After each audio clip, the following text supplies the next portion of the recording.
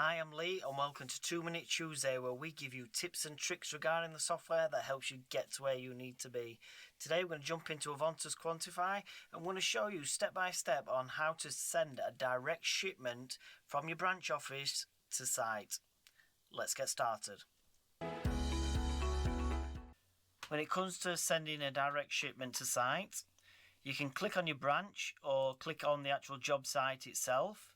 So I'm going to go from branch. I need to go into the shipping tab, and in this yellow middle box you can see this little package. Click on here, this dialog box will appear. So I just need to double check the information. So I'm coming from my Sheffield branch, I'm going to job site, pick the one I want to send to, pick the date. As this is a direct shipment, I'm going to put today's date in, choose my driver. Adjacent button's good, so I'll take him. Into my products, choose what I want to send. Obviously this is what's available in my Sheffield branch, and this is what I'm going to ship, and these are my prices what are going to be rented out to the customer.